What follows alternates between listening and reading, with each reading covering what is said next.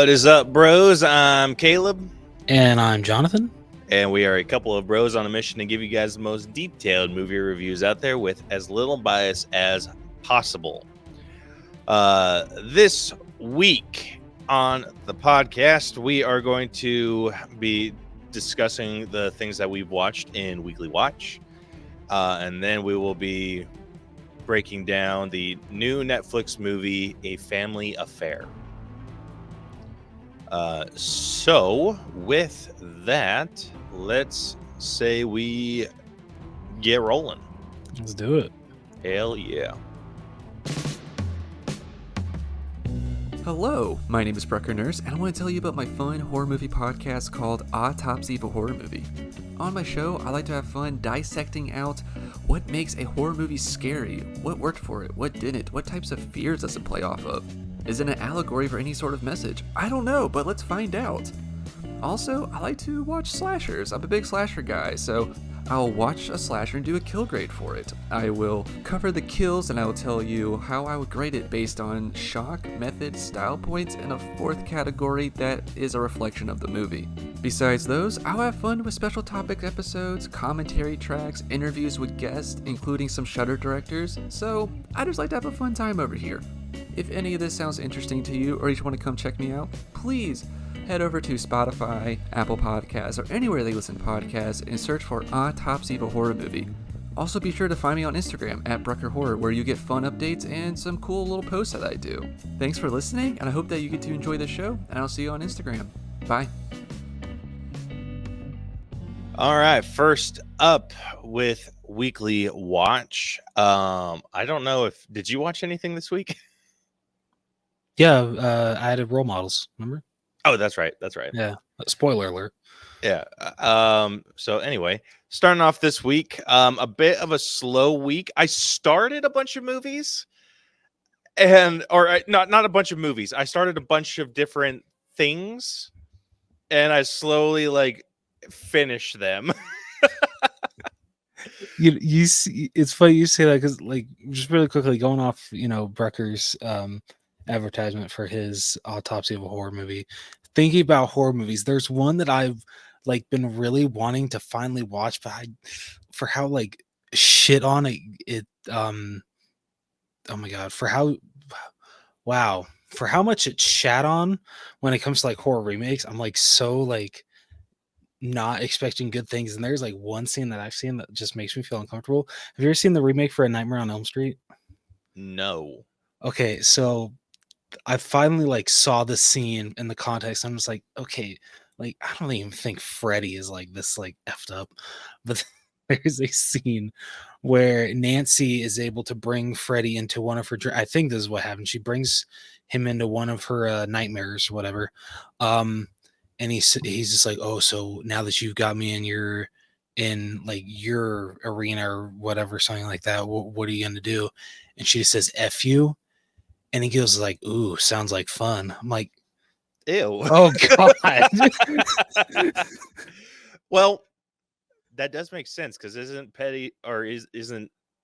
oh my gosh, isn't Freddy supposed to be a pedophile?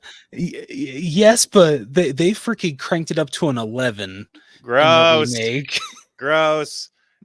All you have to do is just allude to the fact that he might be one, and that's enough for me. No, dude, anything outside of that is too much. Yeah. Freaking he goes into, oh, I think we're moving too fast. How about we just hang first? And he freaking hangs her over this ledge, and she sees all these dead. I'm just what the fuck is this scene? And that that line, I'm just I don't know if I want to watch this movie now. But you know what? At the same time, another remake. Have you ever seen Rob Zombie's Halloween? I don't think I've watched any of those ones. Okay, you don't really need to. Yeah, I've been basing my my Halloween watching based off of what you've recommended. So I've only watched anything involving Michael. Okay, I haven't watched 3, and I haven't watched Rob Zombies involve probably. Michael.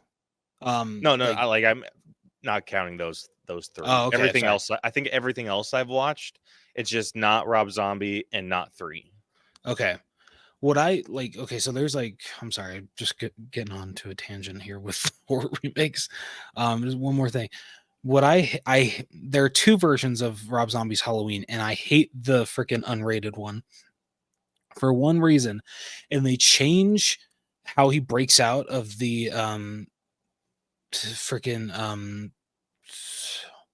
oh my god, sanitarium, where wherever the hell he's locked up. In the original theatrical cut, he's literally being led to like another freaking cell or some shit like that. He's, you know, he's handcuffed, everything, walking down the halls, but he's able to get an upper hand on the freaking guards. He kills them, and that's how he escapes.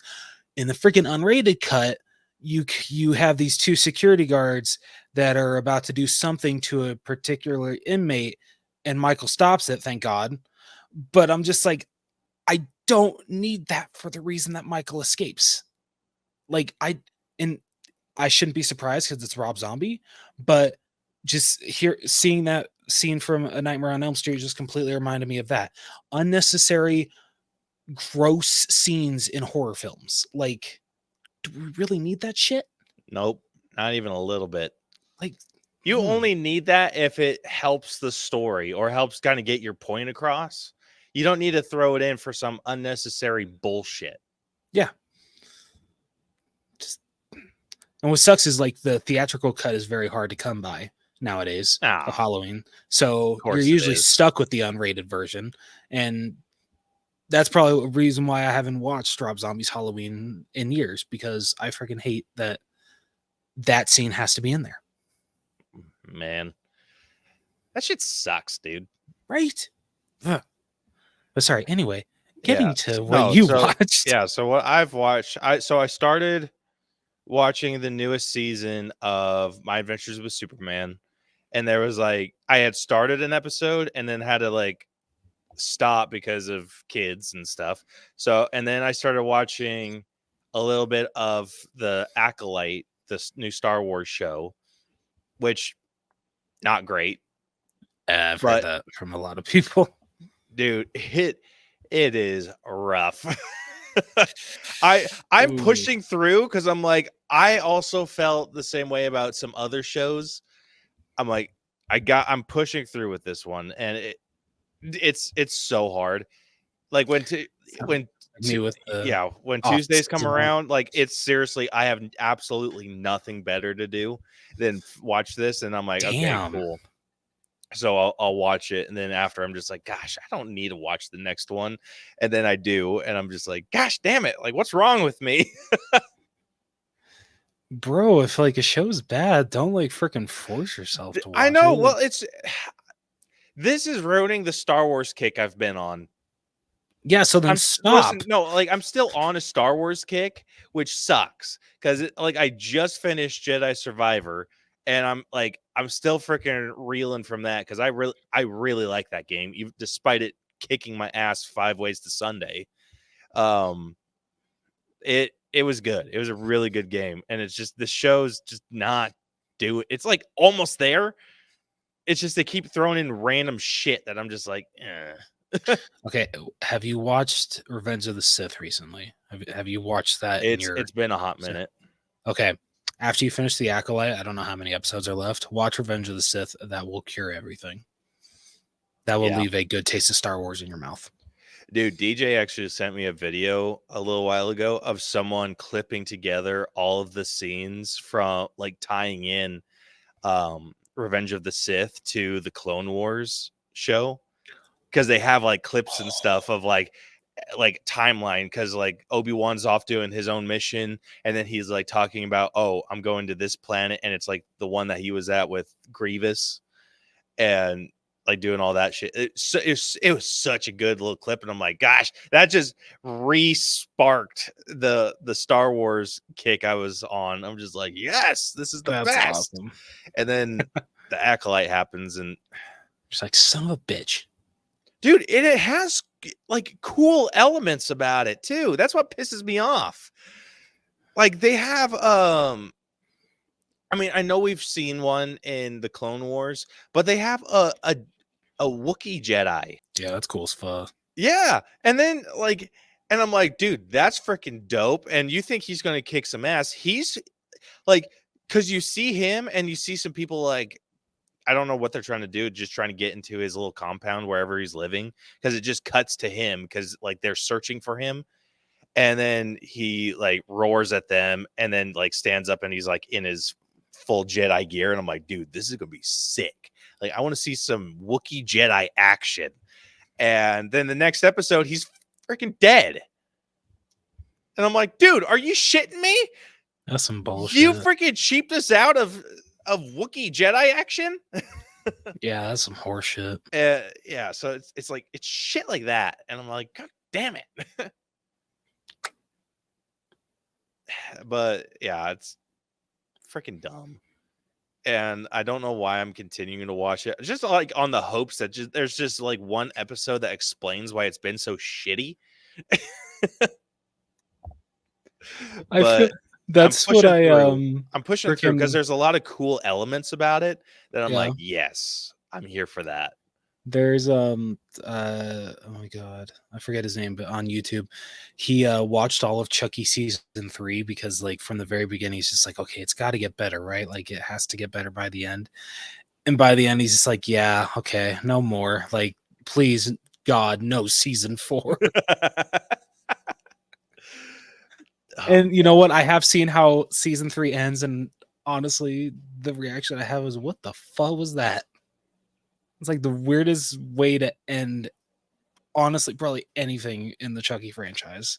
I feel it's saying a lot considering it's based off a freaking voodoo killer doll. Yeah.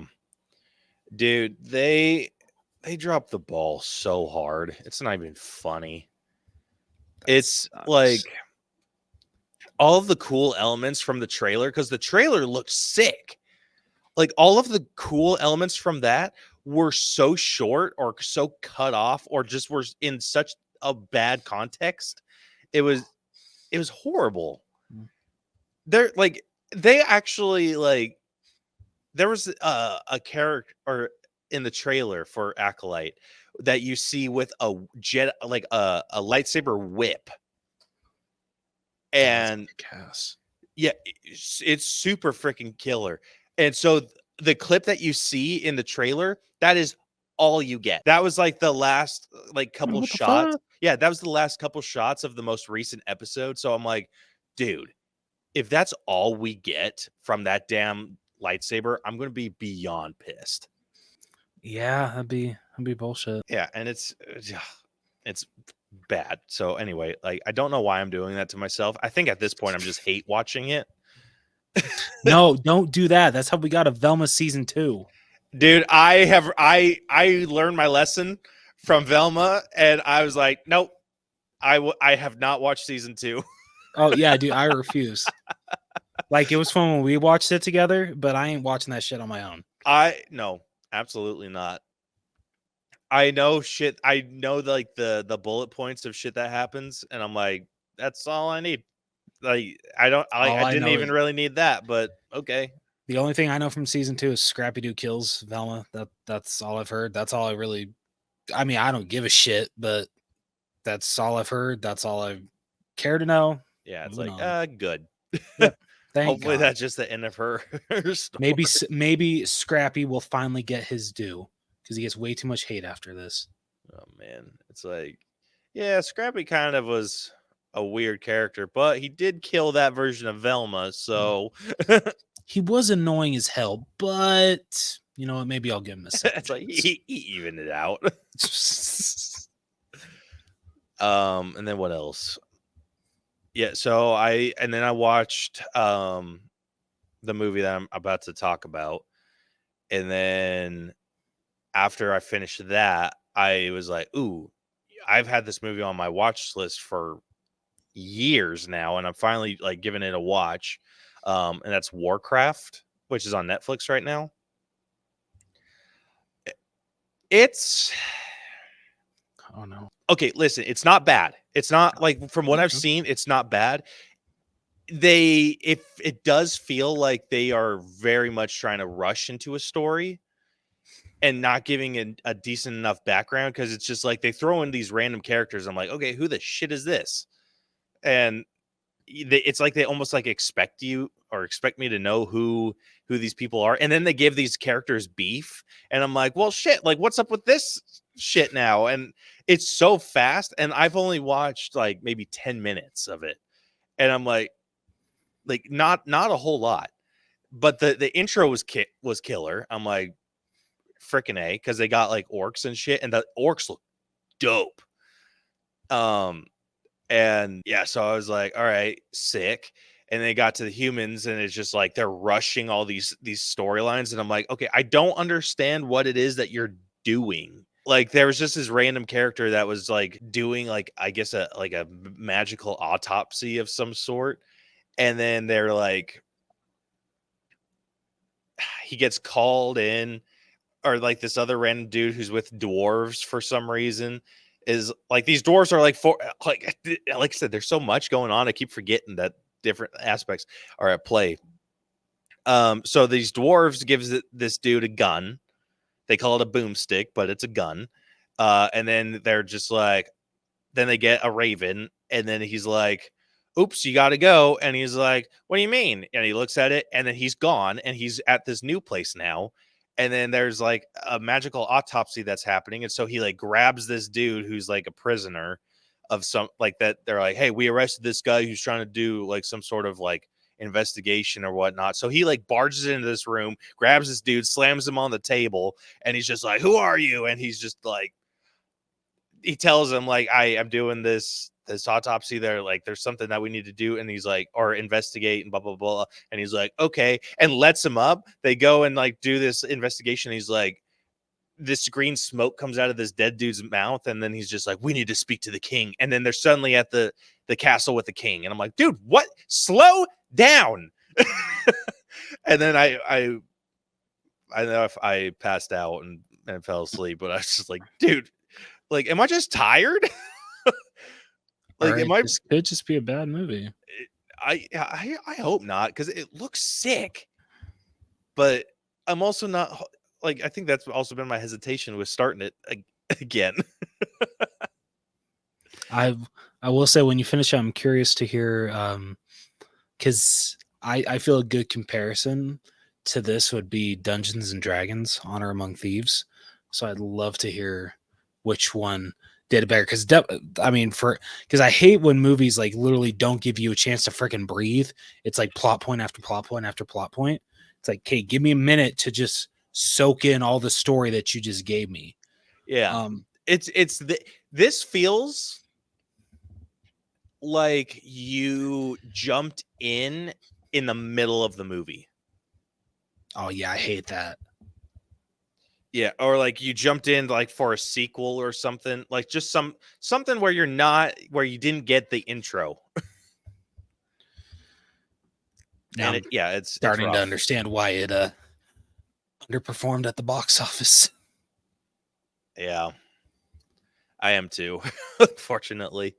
But anyway, getting into the movie that I did watch this week, I've finally got to see Kung Fu Panda 4, and it was a bit of a letdown, if I'm being 100% honest. Said like every reviewer ever, honestly, with this movie. It was just an unnecessary story. Like, this is supposed to be Poe's journey to becoming the spiritual leader in the Valley of Hope or whatever, and I don't know if they did this right. Like, this is him not wanting to give up his position as the Dragon Warrior, and he's tasked with selecting the new Dragon Warrior, and he has all these like potential candidates, and he's like, nah to any of them, and he's like, oh my gosh, like, I'm the like, I will continue to be the Dragon Warrior and stuff. And then Master Shifu's just like, nah, that's not how this works. Then he has a run-in with this thieving fox, and these whole like events happen, and it's just, yeah. Anyway, like, surprise, surprise, the crazy stealing fox that has issues becomes the new Dragon Warrior, and Poe trains her, and it's unnecessary because it feels like they jumped into the like his whole arc, or what his arc was supposed to be. Like, he's so like, oh, I'm the Dragon Warrior, and then he even goes into the final fight as like, I'm the Dragon Warrior, and then he gets like captured or some shit, or like you think he's captured, and so he's like basically passes the mantle on to this to the Fox chick. She beats the bad guy, and then Poe breaks out of his little cage, and he's just like, I knew you could do it. And I'm like, dude, what the fuck? Like, I sure as hell didn't. Dude, you say that just reminds me of like freaking with Toy Story 4. It literally go like the way that you were describing like how Poe is in this one compared to how he is in the other ones. Just reminds me how like Woody just does a completely 180 in Toy Story 4, whereas in the third one, you know, all that matters is making a kid happy. That's what matters. At least you could justify Woody's to a certain extent. That's you fair. Can't justify Poe's for shit. All right, okay, I'll give you that. Like, at least like with Woody, you could be like, okay, Bonnie was kind of neglecting him, and he was that kind still of pisses me off. Yeah, because Woody was her favorite toy at the end of Toy Story 3. Like, that is just bullshit. Yeah, but like, yeah, it's exactly like, you can make the justification why Woody decided to bounce. Poe, he's just like random, just like, oh, you can do it. And I'm like, what the shit? Like, you've never alluded to the fact that that was the case. So can we say that the only good fourth movie that DreamWorks has done is Shrek Forever After? Yes. Yes. I could say that. Yay, good. But yeah, Kung Fu Panda 4 was a bit of a letdown. They had some stuff that did make me like genuinely laugh, and stuff I thought was cool. Like, they had a scene, like, none of the Furious 5 were in this movie, which kind of sucked. It's because they don't want to pay the actors. Yeah, but they came in at the end, but they non-speaking. Oh, of course. They came in at the end, and it's so cool. It's just like I brought in some special teachers for you today, and then boom, like, they kick open the door, and it's the Furious 5, and I'm like, ah! But they didn't speak, and I'm just like, okay, dumb. But it was funny. The route that I feel they should have gone with this is that I think Poe should have, from the beginning, like, known or had the feeling, like, I think this should have been something that like Shifu would have struggled with, because Shifu put on Poe that his job was to find the new Dragon Warrior, and he was resistant about it. I feel like he would have been super pumped for the whole spiritual leader journey, and like, I think he would have, like, it would have been better had he selected the Fox chick. Like, this is who I feel should be the next Dragon Warrior, and then Master Shifu's just like, no, and then he's like, no, like, let's get this adventure on the books. Like, we'll just do it on the job training kind of situation, and then you could have still had like the whole, like, you could have still had a majority of like what you had in the movie, like, action wise. Like, I think that would have been really cool. It's just having Poe always kind of believe that she was meant to be the Dragon Warrior, and then like when she's like, okay, yeah, I'm not facing this chick, and then Poe steps in, tries to fight, gets his ass handed to him, then he's like, you got to do it, and then has her do it. Like, I think that would have been the better route to go about it. Like, having Poe basically prove to everyone that this thieving fox is meant to be the Dragon Warrior, versus him like trying to retain his role. Anyway, that's how I think it should have gone. It didn't. It was not very good. This was so close to being a nothing better to do, but like I said, I had enough of a good time with like the action sequences, and there was some stuff in here that was genuinely funny.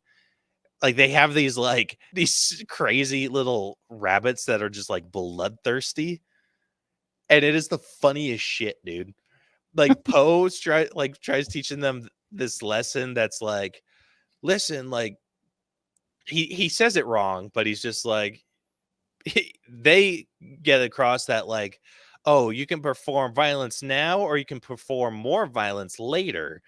And they're just like, no, violence now, violence now. And and then they like escape or some shit. And then they're like part of the final battle. And they're fighting against like the main person's minions. And so they like tear this like little lizard thing apart. And then then they're like, the panda was right. More violence later is better. God. Like, it was so funny. But it was just because of like those random moments that made me boost. Like, it barely crossed the threshold into a stream it for me. It was walking the line of nothing better to do. Fair enough. Yeah. But anyway, what did you watch? I watched Role Models. Now I have seen this before, but it'd been like freaking, oh my god, probably like 5 or so years. It's been quite a while. And so I saw that it was recently added to Netflix, and so I'm like, hey, you know what? Let's give that another run. Let's see if I still enjoy it, and I do. It's still a really fun comedy. It's so weird seeing Paul Rudd. I'm not going to say in like his early career, because this was not his early career, but I'm just so used to seeing him like post Ant-Man that like seeing him like this young is just like super weird to me. What are you talking about? He looks the exact same. I know, but he's still shut up. He's still young to me. Okay, shut up. But freaking, he's great.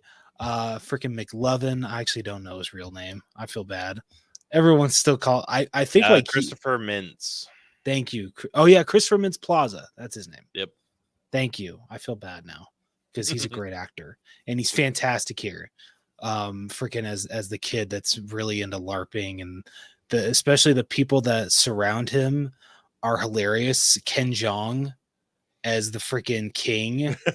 Like, oh my god, I love him in this.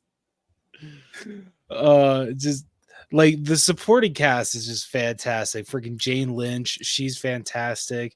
The other kid, I forget his name. 1 second. No, that is not what I wanted. Wait, where is it? Oh, that is it. Sorry. Why isn't he in the top cast? How does that make sense? Not make what that? I suck. Okay, it's giving me a different movie. Okay, anyway, moving on. Because freaking, it's giving me the wrong movie here. This is bullshit. Because I remember he's in That's So Raven. There we go. How do I say this name? So his name's Ronnie, but freaking, what's his? I don't. Oh, is it just Bob? Oh, I'm assuming it's just Bobby J. Thompson. Like, I think that's how you say it. Like, I'm kind of confused because there's a hyphen over the E. So I'm assuming it's still just Bob. I'm assuming it's still just Bobby. But anyway, sorry that took so long. Yeah, just like it's still a really fun comedy. It's not a great comedy. But I once again had a great time. Freaking, I love the chemistry between Rudd and what's his name? Sean William Scott. I actually think they have really good chemistry. And even the scenes with Rudd and Elizabeth Banks are great. So, once again, had a great time with this comedy. And actually like talked with Caleb because he remembers watching this not too long ago and he had a good time with it. So gonna be giving this a stream it. So hell yeah. Yeah. Is that anything else you watched this week, or was that it? Movies, that's it. Shows, I've been actually so they recently announced, I don't know how I missed this. This was announced last month. Who's playing John Wayne Gacy in the Peacock limited series that they're doing on him? Because they did like their own documentary, John Wayne Gacy, Devil in Disguise. But now they're like flipping that title. It's going to be Devil in Disguise, John Wayne Gacy. And they're literally doing what they did for Dahmer with that monster series on Netflix. And so it's the guy that played the Tinkerer in Spider-Man Homecoming. He's playing him. Great casting. I'm so freaking excited. But ever since that was announced, I've been actually rewatching Dahmer. And freaking like, I forgot how like in some episodes how unsettling it is. Oh man. And like, you know, it needs to be like, it's completely understandable. But freaking Evan Peters, wait, right? That's Yeah. okay. Just want to make sure I got his name right. I'm so glad that he won a Golden Globe for his performance as Dahmer, because oh my, like I was telling Caleb, because I was talking about, you know, the casting for Gacy and, you know, what Peters had to go through with for Dahmer, and just he had to go to so many dark places. And honestly, I don't know if he's ever going to fully be able to come back from that. And I hope he's doing okay. Like seriously, like when was the last time anyone checked in on Evan Peters? Like I truly hope he's doing okay. Dude, that is a fair point. Oh man. But yeah, so I'm on episode 5 right now, and freaking I remember the ending of episode 4, and like the storyline it leads into, it's like one of his saddest victims, and I'm just like, oh, I'm not ready to go through this again. But yeah, so that's what I've been watching, and then also watching Still Young Sheldon, finally on season 6, so almost done with that. Hell yeah. Yeah, so I just looked up what Evan Peters is doing. He voiced Simon in Wish, which I think is the big guy, the sleepy one. Oh, okay. Dude, I straight up had to think what Wish was for a second. I forgot about that movie. And he is also set to appear in Tron Ares. Oh, okay. So yeah. Okay, so it seems like he's doing okay. Yeah, Right. it seems like he's doing okay. Okay, thank goodness. Which, dude, that freaking movie looks like it's gonna be sick. Yeah. It does. Like the cast is freaking nuts. So Jeff Bridges is coming back for it. No shit. He's on the cast list. All right. I was a little, you know, I was a little hesitant, but you know, I was looking forward to it. All right, I'm completely on board if Jeff Bridges is coming back in. Yeah. All right. Well, I think that covers everything in Weekly Watch. So let's say we move on to this week's breakdown. Let's do it. Hell yeah.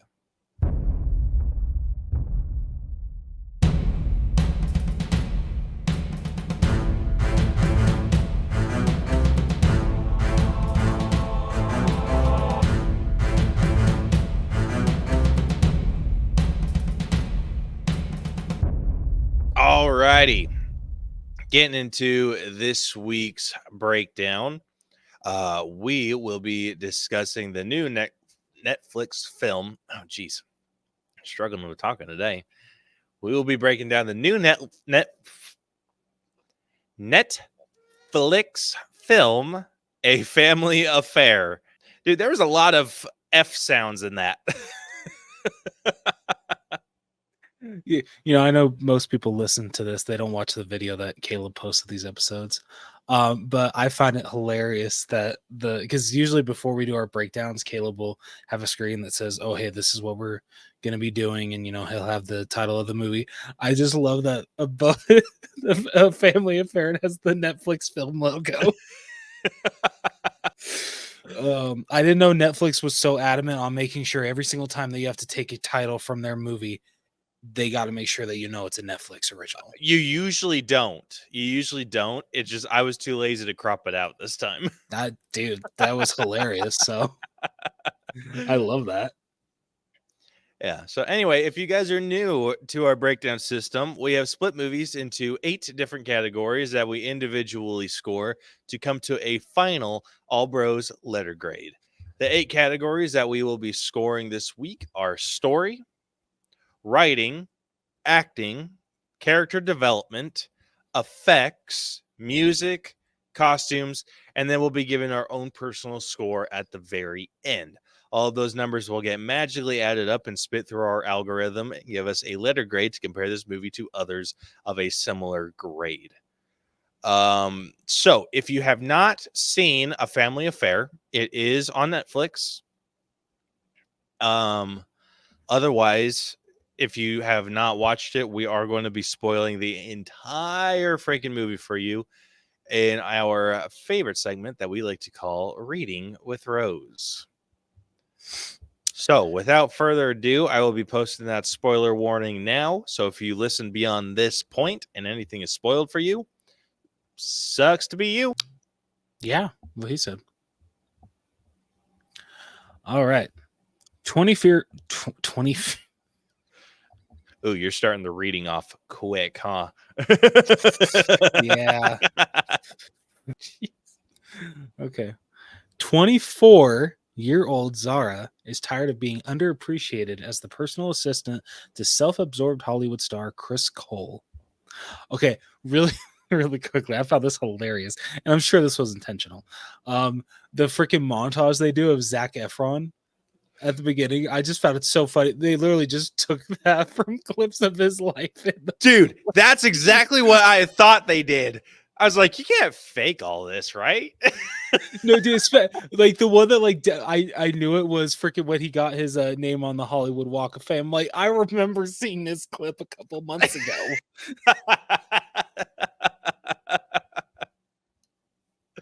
Oh my gosh, dude, that is so funny. But I mean, you know what? Hey, way to save money.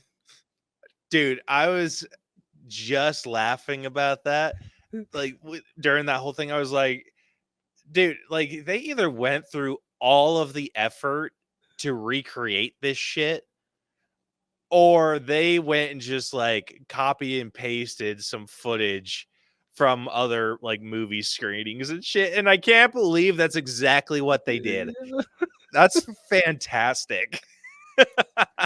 Oh man, way to save on the budget, guys. Yeah, no joke. I'd love to know how much money that saved you. No, like seriously. All right. A short time after Zara quits, Chris arrives at her house to offer her an assistant producer position, but only finds Brooke, her mother, who writes stories as Zara. Wow. Okay. Let's restart this, shall we? A short time after Zara quits, Chris arrives at her house to offer her an assistant producer position, but only finds Brooke, her mother, who writes stories as Zara runs errands. As he decides to wait for her, he explains to Brooke that his script is bad and they soon hit it off. By the time Zara returns, she unknowingly walks in on Brooke and Chris having sex. Chris promises Zara it won't happen again, but Chris invites Brooke to dinner. Before they realize it, Zara's boss is having a secret romantic relationship with her widowed mother. Meanwhile, at the film studio, Zara is agitated with Chris. Zara learns Chris got a new writer, who she later finds out is Brooke, and later confronts them after seeing them together. The mom says she's happy with Chris and hasn't been this happy since she was with her husband, disregarding her daughter's pain and her concern he will hurt Brooke. The family goes to Granny's. Usually, I don't know. Usually, I feel with like these descriptions, they like to be, like a little formal. So you think they would say the family goes to Grandma's house, not Granny's house, but okay. For Christmas, Grandma. I'm gonna say Grandma because I don't like saying Granny. Granny feels disrespectful, right? Thank you. I know there's like some people that do genuinely call their grandparents like Granny or like Grampy. Like I've heard some people like legit. I've heard that. Or like Grampy just feels so weird. I know it does. Like I've heard that. I've heard like Gramps, like Grampy, Granny, like all that shit. Something about Granny feels disrespectful. Oh, I agree. Yeah, and no, I'm 100%. like, I don't love that. Yeah, agreed. Yeah, like I mean, I don't know about you. I always called my grandma. Oh, absolutely. Yeah, no. Never would have had it any other way. She was always great. She was either grandma or Grandma Rose. That was it. Yeah. Never like full name to her face unless you were introducing her. Oh, this is my grandma. Like mine was like, this is my grandma Warren. Yeah. No, that's true. Yeah. Anyway, continue. I'm gonna restart because we're gonna be respectful. So the family goes to Grandma's house for Christmas. Grandma convinces Zara to let her mom have fun. Chris is there for Christmas and Zara's okay. I don't know. The way that someone wrote this, it just feels very weird. Like, maybe it's just me, but whatever. Chris is there for Christmas and Zara's okay with it. Brooke tells her mother-in-law that she was having relationship problems with Zara's dad even before he died, and Zara overhears this conversation. Later, while putting bags in the car, Zara notices diamond earrings in Chris's bag. At home, Zara tells both Brooke and Chris how bad Chris is, claiming that he buys the same earrings for everyone he breaks up with and that he already has a pair ready. This revelation prompts Brooke to ask Chris to leave. Later, at the movie studio, Zara is asked to find Chris, who is upset and alone. Chris confides in her, expressing doubt about playing the good guy. He clarifies that he wasn't planning to break up with Brooke. He just forgot the earrings were in his bag because he often ends relationships impulsively. Zara then goes to Brooke, admitting she was wrong about Chris, but Brooke refuses to listen. Zara and Chris head to the supermarket to pick up a few things. Coincidentally, at the same time, Brooke is there. However, this encounter is no coincidence. Zara orchestrated it. She takes the opportunity to explain her mistake and apologize to both of them. Following this reconciliation, Chris and Brooke get back together, and a year later, their relationship is still growing strong. I like how they just left out Liza Koshy's character in this. Dude, story. If there was ever a character that was completely unnecessary, it was her. I liked her character. Listen, I liked her too. Doesn't mean she was necessary to the story whatsoever. All right, fair. Still, though, she should have been mentioned. Listen, if she needed a place to stay when things got awkward with her mom, she should have gone to stay with her grandmother, who was obviously local. Yeah, fair enough. All right, you got a point there. You did not need to throw in this best friend drama that was completely unnecessary. Fair enough. Good point. Good point. But listen, don't get me wrong. I liked her too. I've liked her in every other movie I've seen her in. She's always kind of been the fun, quirky person, and I love it. Yeah, no, she plays it very well. But in terms of like what the story needed, not necessary. All right. You got a point, asshole. Hate to be that guy. I hate to be that guy. I don't think you do hate being that guy. I think you enjoy it sometimes. I mean, not all the time, but but so you admit some of the time. Okay. That's all I needed to hear. I'll take it. Oh man. Dude, getting right into this story. It had some fluff in this that could have been trimmed up a bit. I don't think this warranted a full, like, it was over 2 hours, wasn't it? It was almost 2 hours. Almost 2 hours? Yeah. It could have been okay, hour 54. Yeah. It could have been an hour and a half, easy. Yes.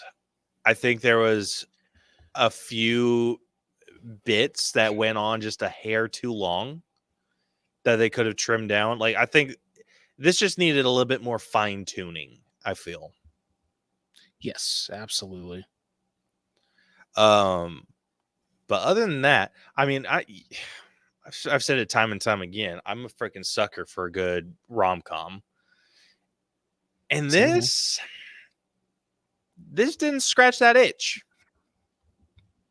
Yeah, same here. I think it was just the situation felt icky. It leaves you feeling icky. Yeah, because you know they like, as you heard, they do end up together. And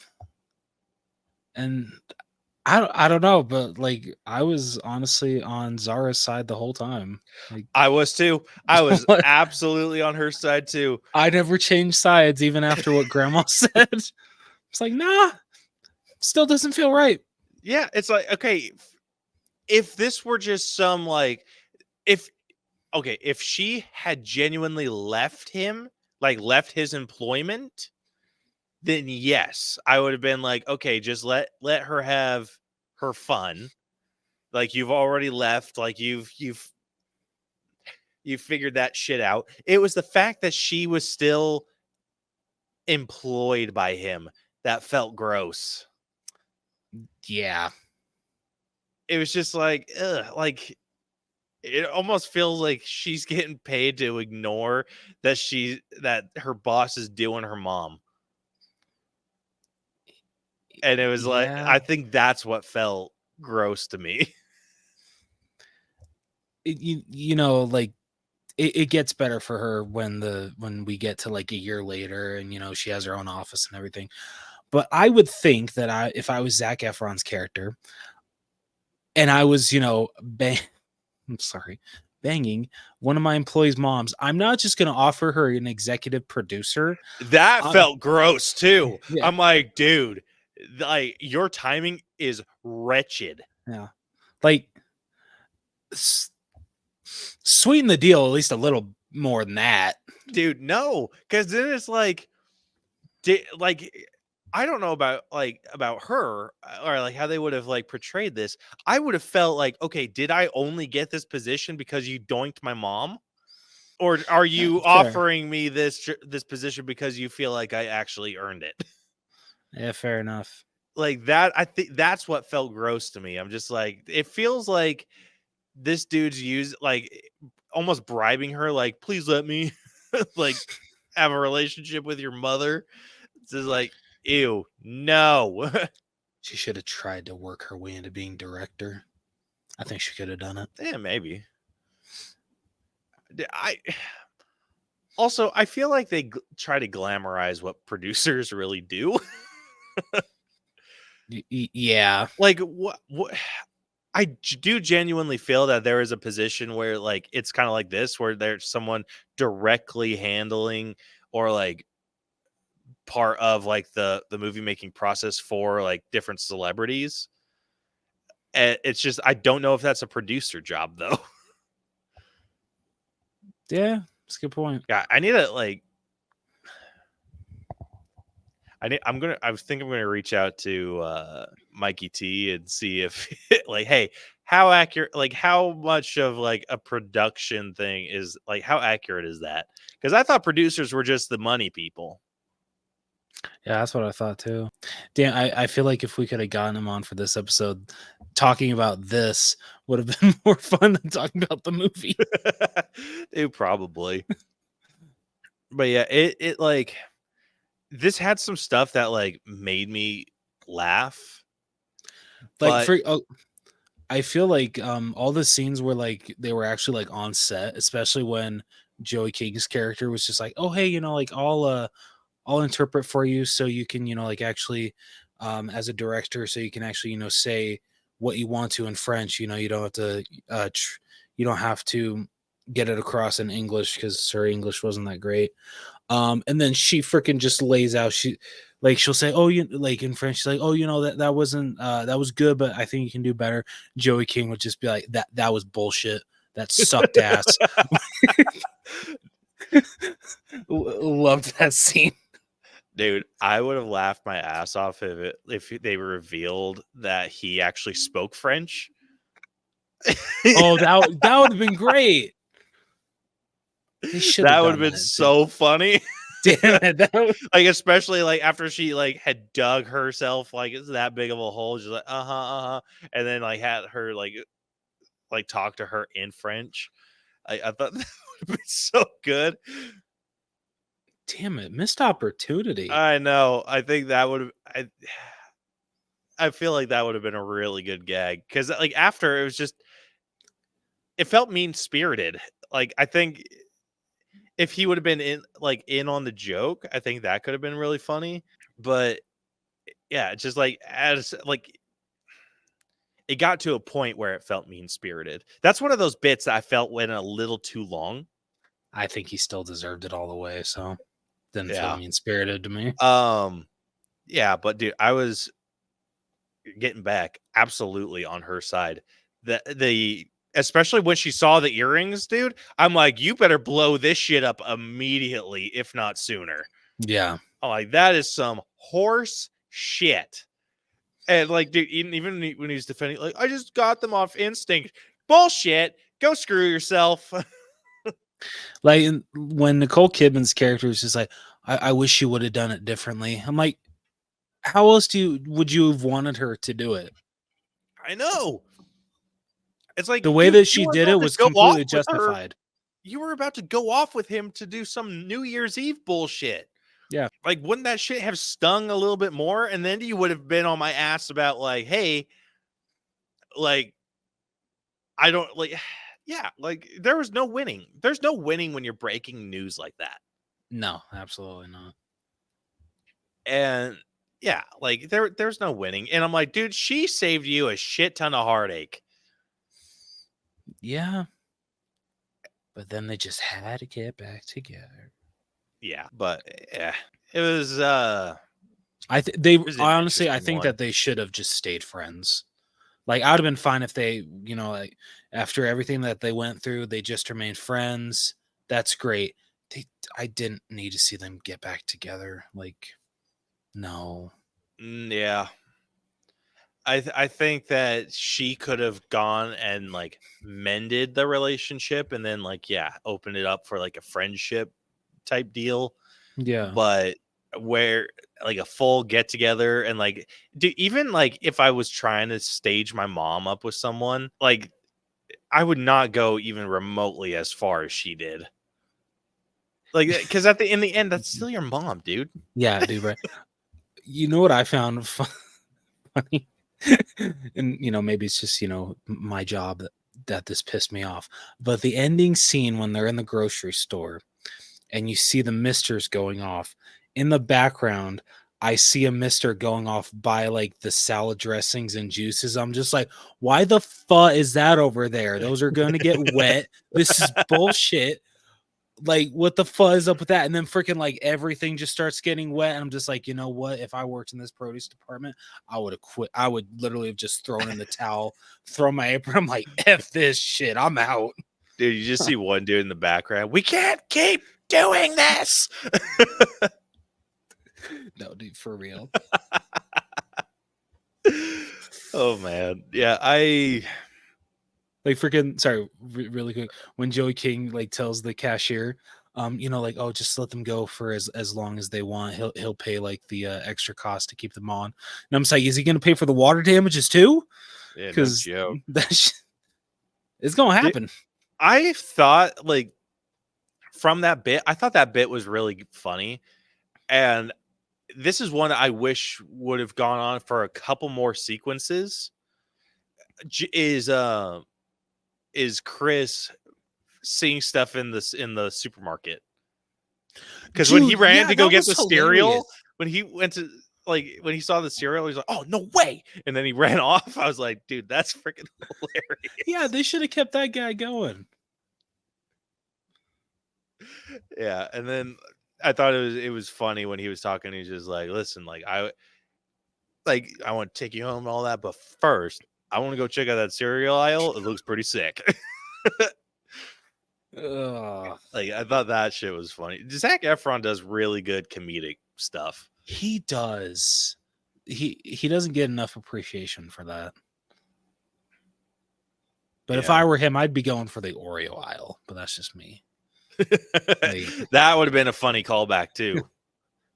Because they're right. There's way too many flavors of Oreos now. Like, geez.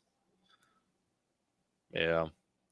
Dude, when he was talking about the misters and everything, I was just like, oh dude, those were the bomb. I haven't seen misters in so long, dude. Same here. I miss those because Fresh Market or back when it was Albertsons, that used to have misters. Oh, really? Yeah. At least I remember having misters. Interesting. Yeah, did they? Yeah. Because we used to go to Albertsons all the time, and we had like they were definitely misters. Because we'd always like be really disappointed if we went through a whole shopping trip and the misters didn't go off. No, that's fair. I mean, like they're not as well, I don't know how to say this.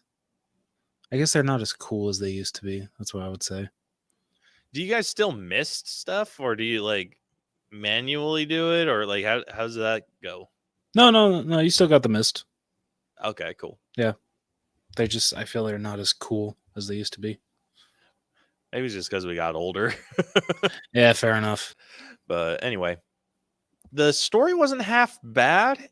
It was predictable as all hell. I think that's my only real complaint, which it's a rom-com. Like those are predictable by nature. But yeah, I think it's just my only real issue is how they structured the story. I think that they should have put a little bit more of a separation between Zara and Chris for that relationship with her mother to feel not as icky. Precisely. But overall, I mean, like I said, didn't hate the movie. It was good. I'd personally be sitting at like 79. Haven't quite cracked the 80s. I think I'm getting, if it wants to load for me. I am going to actually be a little bit lower than you. I'm going to be at a 76. Fair enough. All right. Next up, we got writing, which I think this was a higher point. Absolutely. Like there were some good one-liners, like freaking when Zara quits and she's headed out the door and Chris is just like, oh, if you quit, we're done. And I just love the way that she says, sayonara, bitch. Dude, I just freaking died. That's my favorite bit was when he was yelling at her not to slam the door, and it's like this big old massive, like heavy door, and when she shuts it, it's just like ka-doom. And he's like, "Don't you slam that door! Don't you slam that door!" Then it like, boom. And he's like, "Oh!" Like got so pissed off. Dude, freaking the fact that he makes, I forget what material it is. But he makes such a freaking he has a hissy fit that Zara puts a type of shirt in a bag with his shoes. Yeah, with his shoes. And then freaking when he's about to have sex with oh my god, what's Nicole Kidman's character again? I forgot her name. Brooke. Brooke, thank you. When he's about to have sex with Brooke, freaking she's just like, do you want to take it off or do you just want me to rip it? He's like, I only have two, but I don't care. Just rip it. I'm like, all right, double standard. All right, okay. I get it. I understand why. It makes sense, but like still. Man, that was some good shit. Oh man. There was a decent amount of like funny bits in this. And like when he was calling her and like asking her about the grocery store and like, oh, does it still have this? Like, how's the Oreo aisle? And then she's like, oh, it's kind of gotten crazy. And like I liked how a lot of the stuff that he was saying and like how she was reacting was like how a normal person would react. Like when he was saying like, yeah, could you also like just pick me up something fun? Like, I don't know, just something fun. What does that mean? She's like, your definition of fun and mine are way different. Yeah. But I freaking love that shit, dude. I thought that was so funny. Like it was a serious moment, like when Zara's telling her mom the truth about Chris. But I love the line when she's like, he makes me buy his dog's birthday presents and I have to pay for it with my own money. And he's just like, yeah, but that's what it's an actual surprise. It's supposed to be a surprise. I love that that's the one thing he tried to defend. Right? Dude, my other favorite thing is when she walks in on them and then she like tries to run out and like bashes her head against the wall. I And then he freaking comes out like, "Are died. you okay? Are you okay?" And she's just like, his skin's so close to me, gross. Like, dude, that was some good stuff. I So love like that. I don't think any woman would ever say that about Zac Efron. But I think that's just what made it funnier. Yeah, that that was it was so good. I love that, dude. I love that little Uh, bit. That was There's so a great. lot of like really funny stuff in this. Like I feel a lot of it came from Joey King. Like she had some amazing one-liners in this. Oh yeah. Dude, her and Zac Efron work so well together. They do. I want to see them in another movie together. Like just not a romantic comedy. Yeah. Dude, I wish that I would have paid more attention to the trailers in this. Because what I thought this movie was going to be and what it ended up being were so wildly different. I didn't even watch any of the trailers, so I gotta hear like, what did you think? Okay, so I was under the assumption from the little bits and pieces that I saw, I thought that they were brother and sister. Oh, And so like, and then like when the movie started and he was like texting her like, "Where the F are you?" Like all this shit. And he's like, "You are so fired." Like, I'm like, that's shit I feel like I'd say to my sibling. yeah, same here. Like if they worked for me in that capacity and whatnot. And then like all this other stuff. And then they started talking it. Like it took me a while to realize that they weren't. And I'm like, this doesn't quite feel like brother sister. So like the banter does. Yeah. I'm like, but it got to a point where I was like, nah, that's not it. So yeah, I thought this was going to be a wildly different movie. I feel like that could have been a really fun dynamic though too. Oh If yeah, it was like absolutely. a brother sister deal. I think that could have been fun. Maybe the next movie they're in together. I would love to see that. Yeah. Writing, I'd actually go up on writing a little bit. Not quite in like 85, but I'm like 83. You're gonna hit. I'm like not even like cracking 80s. I'm close. I'm at 79. It's good. It's a lot better than I had the a feeling I story. was going to like this one a little bit more than you. Like you're not as big of a sucker for rom-coms as I am. This is true. I still enjoy them, but yeah, definitely not as much of a sucker. Yeah. All right, next up we got acting, which going through this cast list, we have Joey King, who played Zara Ford, Zac Efron, who played Chris Cole, Nicole Kidman, who played Brooke Harwood, Kathy Bates, who played Leela Ford, and Liza Koshy, who played Eugenie. And that was it. So I would be genuinely surprised if our top three doesn't kind of line up. It's fair enough. So number one for me, Joey King. Absolutely. Phenomenal. Like absolutely phenomenal. Like my favorite role that she's ever been in, because freaking this girl is really good at comedy. And just freaking every time that she was on screen, I loved her. She was fantastic. And just like literally no bad things to say about her. She was fantastic in this movie. Dude, I love her. This is not my favorite role of hers. What is your favorite? The princess. Okay, she was really good in that. Dude, I loved her in that movie so much. She's an underrated actress. She deserves to get some more love. I want to see her in another action movie. Dude, they straight up tried to rip off the princess, I feel, with that movie Damsel. Fair. I'm like, no, you already had a freaking badass freaking kicking everyone's ass. Like, you don't get 2. Number 2, I give to Zac Efron. Same here.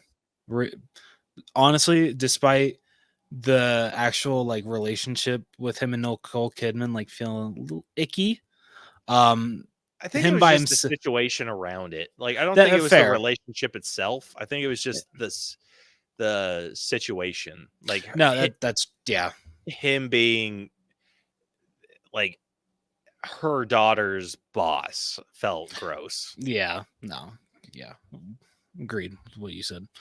Like, I think like you pointed out, it did feel better at the end though, when it was like a year had passed and she was like a higher up in his company, and that felt better. Yeah. So yeah, I'm glad that they did that whole thing. But no, he super solid performance. Like Kayla pointed out, Zac Efron is really good with comedy, and not a lot of people notice that. But every single comedy movie he's in, he freaking like kills it. So like while he had to be dramatic in some parts, when it comes to the comedy, he freaking nailed it in this movie. So I would give him number 2. Dude, his I just have to point out his ability to play awkward is so good. Yeah, seriously. When his, or at the end, like when it'd been like that year had passed and she was like she was doing something. He made a "that's what she said" or "that's what your mom said" joke, and then he's like, "Wait, no, wait," like trying to like apologize for it. It was so good. That was great. But so yeah, he's number 2. Number 3, I think we might be different. Number 3, I'm actually giving it to Liza I Koshy. swear to you, she wasn't in this movie enough for a top spot, you asshole. I disagree. I think she was. I loved her role as Zara's best friend. Freaking the one-liners that she had were freaking great. And I loved the scene where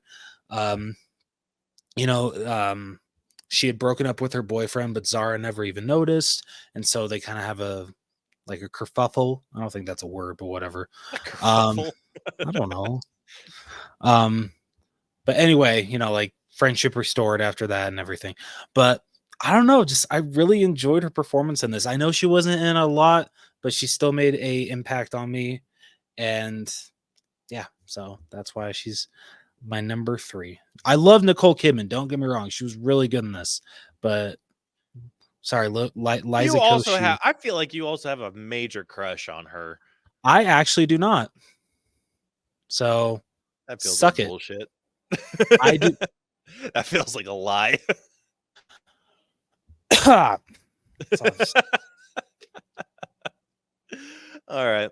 Well, I'm giving my number 3 to Nicole Kidman.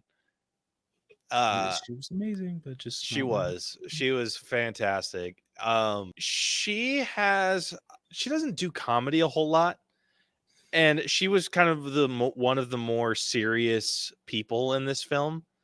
She had like a couple moments that were funny, but yeah, I don't think she like her character. I think her character could have been written with a bit more. I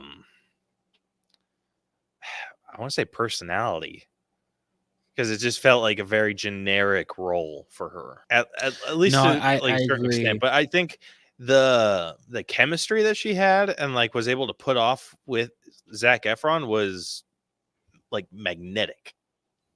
Yes, can definitely agree with you on that. Like, you totally bought into why she was into him. And Zac Efron, like, can you blame her? Like, spoiler alert, Zac Efron's hot. I'm not going to deny that. But yeah, it's just I think she could have been given a little bit more flavor, is the word I'll use. That's a good way to put it. But yeah, so where are you sitting with your acting score? Acting, like, I feel like everyone really did a good job. What the hell happened to the freaking score? It's all. If I reload the scoring, it won't mess up any of the scores, will it? Like No, that's like shouldn't. okay. Sorry, just like everything's gone. There it is. Okay. All right. So acting, just because I feel actually everyone brought their A game. Like acting was super super good here. So I think I'm gonna go an 86. Surprising, I was actually a little lower than you on that one. I did Wow. think everyone brought the level of acting that they needed to for this. It was not their best by any stretch of the imagination, but it was still good. So I ended up giving them an 85. All right, fair enough. All right, next up we got character development, which this is obviously going to be done on Zara's character. And it felt rushed. It did. It ain't definitely the greatest character development I've ever seen. But I mean, for the story that they're going with, like, yeah, I agree. It definitely felt rushed, but like it worked. I don't know, like, not a lot to say here. You know, like, freaking your boss starts dating your mom. You don't like it. You try to break him up. It actually works, but then you're just like, oh, actually, wait, no, you guys are good together. Well, that's just it. I don't think she tried to break them up. I think she was just pissed off that they were lying about it. And then she was just kind of like going along with it for a little bit. And then like just frustrated, didn't want to be like in the middle of it. So she moved out or left the house and then kind of came to like an understanding of it. And then she was like told, like, I think she had completely shifted her thoughts on the whole thing until she saw the earrings. And then she was full blown like, let's freaking go. Yeah. Which is completely understandable why she did what she did. Oh, yeah, And absolutely. the fact that she was getting shit from her mom is dumb. Yeah. Like, how else did you expect this to go down? Yeah, it's like you just thought that I would see this thing and just ignore it until you guys were done having your fun for New Year's, or Yeah. like what'd you think? Like I was gonna like I didn't know when he was gonna whip these out. Yeah. Like he could have whipped them out like that night. God, imagine him doing it on New Year's Eve. Just freaking like right as the ball drops. Like, oh God. Like what a bitch. Mm-hmm. But I mean, from his perspective too, it is completely understandable that he would just like buy something off of instinct. And then he's like, ooh, but then I had another idea. Yeah. And so like there was some justification on both ends. Oh yeah, absolutely. But especially on Zara's, and I feel she caught way too much heat for what she did. Agreed. So yeah, but I mean the arc overall I don't think was the best thing in the world. Another one thing that was just like fairly bland. Yeah. So I'd put this a little bit below average. So I'm like sitting at like a 73. And that even feels a little bit high. Yeah. Yeah, I was gonna go with 75, but I agree with you. Like yours feels like a little too nice, so I think I'll match you at a 73. All right, next up we got effects, which with this movie it was no special effects really. No, it was just how it was shot, and I feel it was shot pretty nicely. Yeah, no, it's very pretty looking rom-com. Yeah, the sets felt a bit small though. Like the cabin that they were at for Christmas, that felt very small set. Yeah, I can definitely agree with you there. Yeah, so I'm like a little like just the scale of everything felt very small, which it worked in its favor. It just didn't work as well when everything was supposed to feel big. Yeah. I will say though, I think this is the car it is. I don't know why freaking Zara driving around in it. This movie made me want a Toyota Highlander. I think that's what she was driving. Yeah, I'm pretty sure it was a Highlander. I don't know why. Freaking, she made me want a Toyota Highlander. So Yeah, I whenever feel I like need that was a, like a super fancy car, though. yeah. So next time I need a car after my Corolla takes a shit on me, I might go for a Toyota Highlander. Oh man. All right. Yeah, effects though, nothing too special. This is probably a little. I'd give it a 78. I think just because of the clips that they took from Zac Efron's actual life, I felt that to be very funny. Um, Other than that, nothing too extravagant. Like I said, the sets felt very small, and yeah, kind of meh. I agree. So where are you at? I think I'm gonna actually be a little lower than you at a 76. Fair enough. The Highlander didn't bring me up. All right. I mean, talking about something that didn't really bring us up, the music. Yeah. I don't remember what it's called, but like the only song that I remember is the song that's playing during the intro when you're seeing freaking all of the all of these clips from Zac Efron's life and they're passing it off as Chris Cole. It's still freaking hilarious. Yeah. This one's pretty easy, very, very average, middle of the road. I'm giving this a 5 out of 10. And I will absolutely agree with you there. Yeah. The costumes, I would go up a little bit. Like a 6 feels very generous. And that's just because I thought the outfit that he was in when he was on set was kind of cool. Dude, freaking seeing Zac Efron with that white wig, that was freaking hilarious. Yeah, but that's again middle of the road, just barely pushing above average. So yeah, 6 out of 10 feels exactly where it should be at. Agreed. All right, and then last up, we got our own personal score. So let's hear your thoughts on this first. Okay, so like Caleb was pointed out, he's more of a sucker for rom-coms. Don't get me wrong, I enjoy him, but he's definitely more of a fan. I still did have a good time with this one. Joey King especially, like she was my favorite part of this movie. Like if it weren't for her and her performance, I don't think I would have enjoyed this movie as much as I did, if at all. Nothing against Zac Efron and Nicole Kidman. I liked their relationship. That the whole like because he was her daughter's boss dating her mom, like that made it like feel a little weird, but they made it work. But just like I feel if it weren't for what they do with Joey King's character, I don't think I would have enjoyed the movie. So like it's funny that I enjoyed the main character in a movie that is a rom-com that I should be enjoying the couple that they're actually focusing on. So I just found that a little funny.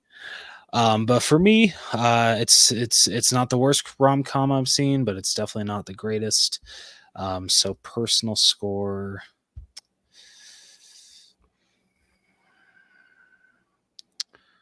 I think I'll be at a 75. I am actually barely above you, sitting at a 76. It Look at that. kind of the same deal for me, dude. It was as plain could get. It was enjoyable. It's kind of like a one time and done for me. Like I don't need to watch this ever again. Same here. Yeah, I mean, it had some good bits, nothing worth going back and like replaying. Like if I ever do rewatch this, it's going to be because Brielle turns it on and I just don't have anything else to watch. But yeah, 76. It's as middle of the road as I can get. And I'm just giving a couple bonus, like a bonus point for the stuff that I did enjoy about it. But overall, didn't really work for me. Not really like my not really my taste in rom-coms. But with that actually wraps up this week's breakdown. So going through these scores real quick, starting off with story, on the average side, sitting at a 77.5. Writing is a little bit higher at an 81. The acting was the high point of this film, sitting at an 85.5. The character development is the lowest category, sitting at a 73. The effects got a couple points for creativity on the footage that they were able to pull. So that one's sitting at a 77. The music, average could be, sitting at a 5 out of 10. The costumes, we had like one good outfit, at least one like the outstanding, and that's definitely like that was able to bump it up to a 6 out of 10. And then our personal score ended up averaging out to a 75.5. So with that, the final All Bros letter grade for A Family Affair has come out to a C+. Oh, wow. I thought it would actually go a little lower. I thought it was going to go lower too. That is surprising. That's pretty freaking wild. All right. I'll take it. Wow. That's crazy. All right. Oh my gosh, dude. No freaking way. Uh-oh. This ended up, so this is sitting at a 76.81%, which puts it in the same range as our movie from last week, the Garfield movie. That's wild. That's amazing. So basically, everything that was above Garfield is below this movie. That's fantastic. Oh, that's awesome. So, like I said, Family Affair sitting at a 76.81, C+. One of our lower C pluses. So our cutoff is 76%. So this was a little bit closer to a 77, but not too far. But anyway, this is sitting above Cocaine Bear, Paws of Fury, The Legend of Hank, Transformers, Rise of the Beasts. Yeah, okay. My Spy, and the Garfield movie. Yeah. Agree with all those.